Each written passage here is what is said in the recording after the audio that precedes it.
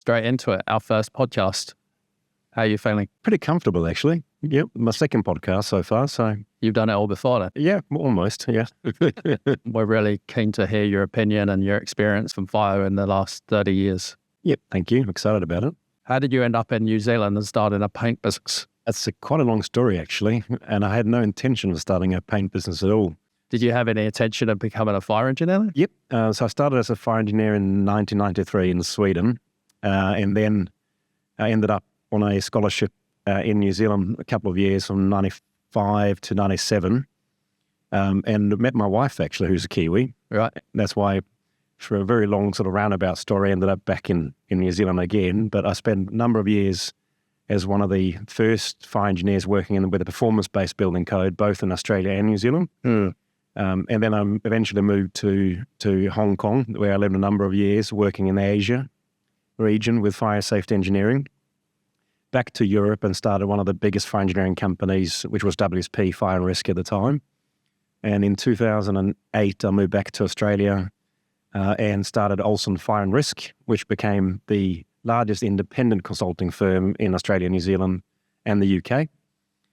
And in 2014, I moved back to New Zealand as a fire safety engineer. You've got a pretty healthy air points count. Yeah, very much, and still do. So I've always continued worked as a fire safety engineer and still do, but these days is more as a forensic engineering expert around the world. So very much on the R&D and research stage for fire safety engineering. But Fireshield was a little bit of a baby that started. The main reason actually why it started was that in 2012, the building regulation changed in New Zealand, and which prevented or prohibited a lot of interior timber to be used. Right. And the timber industry, I've always been very passionate about timber. I imagine coming from Sweden, New Zealand, heavily industries focus on timber and timber products. Absolutely. And I think I remember distinctively a seminar in 2014 where the timber industry was crying. They were losing 40% of the revenue. And I suddenly had a revelation that in the 90s, I worked a lot with intumescent manufacturers in Europe, particular focus on timber, actually, and contacted them and still to see if they still were around, and they were, and because there was no New Zealand solutions at the time to resolve this problem, and started Fireshield. Right. And the name Fireshield, actually, I asked my two sons, what should we call this little business, a hobby business trying to resolve a timber problem in New Zealand. And Oscar, my younger, said, Fireshield sounds like a cool name. Right. Maybe a Marvel impact to it. And we started Fireshield and addressing the interior timber linings. So we first brought in, and we still do carry specialised timber products. So that's probably one of our unique selling points in New Zealand and Australia. But we actually solved an industry problem with creating Fireshield. That was actually the main reason. Ever the entrepreneur looking to solve the solution. That's right. And initially we were using sales channels through Resine and later on Dulux, and we went to direct to market in 2021. And then we brought in a complete range of products because the success of the business grew by the staff and the technical knowledge. So we expanded into steel, paint, protective coatings, and a full range of fire-rated intumescent products, really. Yeah. But that was never the original intention wasn't to create something like that. But now we managed to establish a brand which is pretty successful, and that's really sort of, I guess, the original history of it. But the fire safety engineering and the specialist connection still exist within the business, and that's really, I think something very, very unique to us, and actually the main reason why we've grown so much and captured the market share. So, full-time fire engineer, running a fire engineering business. Talk me through your milestones. How did that actually play out? Well, originally it was actually my wife that was the sole employee. Right. In Fireshield. And remember, at that time, we only really had a very limited product range. We were addressing a very specific problem in New Zealand, which was the interior timber linings. Yeah. Real family affair, named by your son, run by your wife. Yeah, exactly. And pretty horrific marketing material too. So obviously that's changed significantly since those days. But it did help to have the initial distributionship and relationship with Resine. Yeah. Resine being such a dominant market brand in New Zealand, and we had a really good partnership in the timber area. Unfortunately for us at the time, they couldn't distribute the steel paint because they have a different distribution agreement with RPM coatings in the US. But with time, or quite quickly, we had one sales rep in the business, still mainly an import business. So importing from our Swedish manufacturer at the time. But with time, as the distribution agreements then involved more manufacturers and a full range. So now we manufacture in Korea. We have 2 factories in Sweden and 1 in Germany.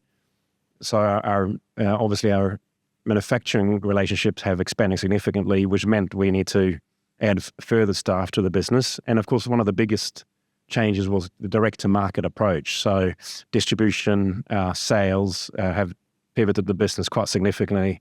And today we have about a third of the market share in the steel coatings industry and about 50% market share in the timber protective coatings industry, which is quite significant for such a small operator like ourselves.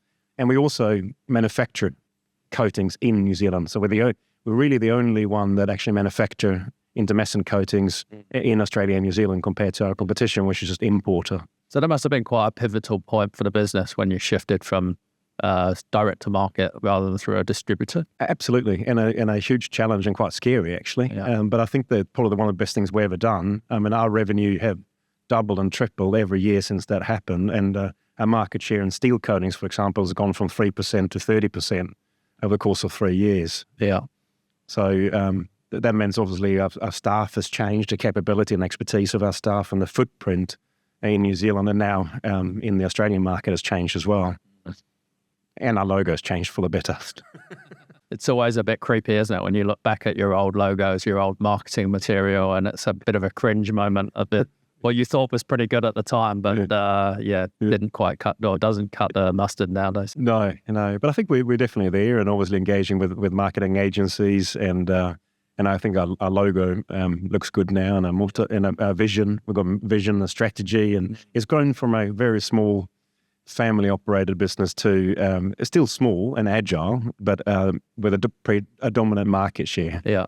And we get some key projects. I mean, we have the biggest project in New Zealand at the moment, the biggest construction project, which is the new Dunedin Hospital, and that's something that we couldn't see that we were having 3 years ago. So I think there's been a significant change in our business, all for the better. What do you think's unique about Fireshield and that agility? What does that bring to the market that, say, other bigger players can't pivot like a small company can? Well, the biggest difference in our business is our staff and our technical capability. So all our competition, our global international operators, all of them in Australia and New Zealand are importing from US or Europe. We are the only one that has fire engineers and architects on staff, and we're very quick to react to market challenges. For example, we were the first one that led timber framing to intumescent steel. Now, the competition has caught up now 3 years later, but if we see a problem and identify a problem in the industry that needs to be resolved, we have immediate access to fire furnaces, but also, of course, we've got engineers on staff and fire engineers on staff that can quickly resolve this. As, for example, in New Dunedin Hospital, we created a very unique first state-of-the-art firewall where we have a speed wall or cork wall that is connected to a steel beam that's never been done before in New Zealand. So I think the ability to find a problem, and being an engineer and as a research nerd as myself, is trying to resolve those problems. And I think that's really why we're so unique. And our architects, I mean, we work with all the largest architectural firms in New Zealand, and we've developed a significant technical trust with them, so they can always call us. Whereas if they call one of our competitors, they may have to go back to the head office in Germany or in London, but being international conglomerates, they're quite slow to react, because why would they test something that exists, a little problem that only exists in New Zealand? They only look at a global market. Yeah. So if they can't see a need for this particular test that we did for the hospital, Ministry of Health in New Zealand, they wouldn't do it because there's no volume in it. So you could say it's your natural engineering inquisitiveness that pushes you to... A problem should be resolved. And that's why. So the architects are the ones who specify our product, and of course the builders and the subcontractors uses their product. But it's the where we stand out completely in the New Zealand and Australian market is our technical expertise and ability to react to these issues and of course with compliance being, we have a significant focus on compliance, fire safety compliance now, particularly after the Grenfell fire and all the fires around aluminium composite materials. So where subcontractors and contractors and paint distributors may have got away with something in the past, it's just that the regulation hasn't changed. It's always been the same, but it could focus on compliance. Everyone is high and everyone's very conservative. Yeah. So that's something that we can react to very quickly and very conscious about as well. It's been great chatting with you. I've learned lots about your history and parts of Fireshield that I didn't know. Yep, thank you.